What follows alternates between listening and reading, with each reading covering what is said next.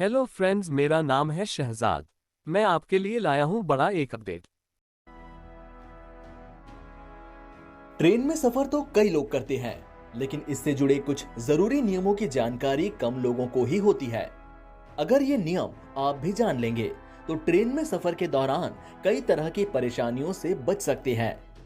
यहाँ हम आपको रेलवे से जुड़े इन्हीं कुछ जरूरी नियमों की जानकारी दे रहे हैं। ट्रेन छूट जाने पर नियम। अगर आपसे ट्रेन छूट गई है, तो घबराने की जरूरत नहीं है।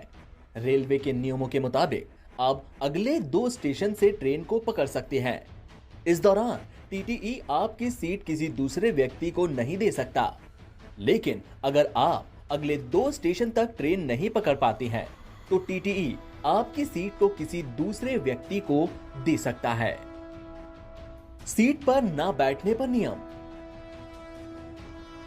अगर आप ट्रेन में ही कहीं मौजूद हैं, लेकिन 2 स्टेशन बीत जाने के बाद भी आप अपनी सीट पर नहीं पहुंचते हैं, ऐसी कंडीशन में 2 स्टेशन के बाद टीटीई उस सीट को किसी दूसरे व्यक्ति को दे सकता है।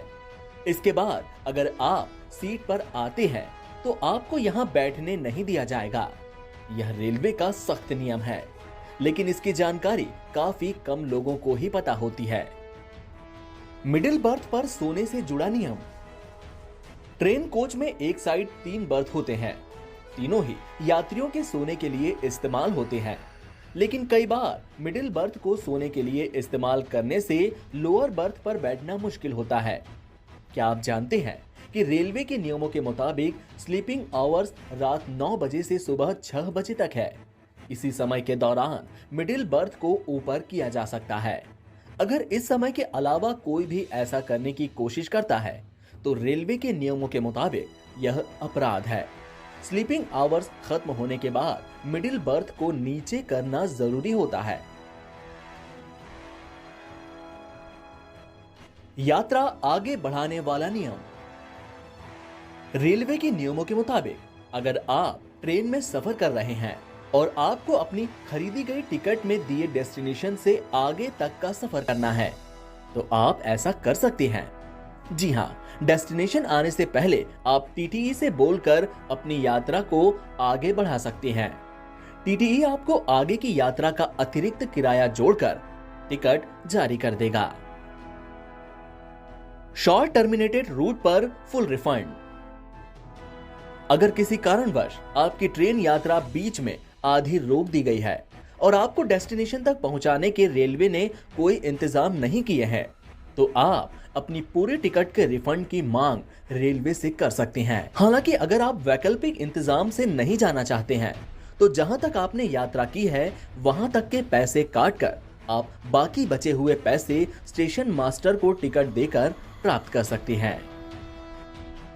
कंफर्म टिकट नहीं मिलने पर नियम। अगर आपको ट्रेन का कंफर्म टिकट नहीं मिल रहा है, तो परेशान होने की जरूरत नहीं है। ऐसे में आप ट्रेन का टिकट किसी दूसरे स्टेशन से भी ले सकते हैं, लेकिन आपका बोर्डिंग स्टेशन वही होना चाहिए जहां से आपको चढ़ना है। इससे कंफर्म टिकट मिलने की संभावना बहुत बढ़ जाती है। इसके साथ ही अगर ऐसी स्थिति में ट्रेन कैंसिल हो जाए या फिर डाइवर्ट हो जाए, तो आपको टिकट का रिफंड मिल जाएगा। एमआरपी से ज्यादा पर सामान नहीं बेच सकते। आईआरसीटी से मान्यता प्राप्त फूड वेंडर एमआरपी से ज्यादा कीमत पर फूड प्रोडक्ट नहीं बेच सकते। रेलवे एक्ट 1989 के मुताबिक अगर वेंडर एमआरपी से ज्यादा फूड प्रोडक्ट बेचता है, तो ऐसा करना अपराध है।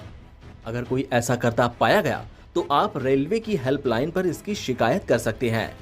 इससे वेंडर पर भारी जुर्माना और इसका लाइसेंस भी कैंसिल हो सकता है।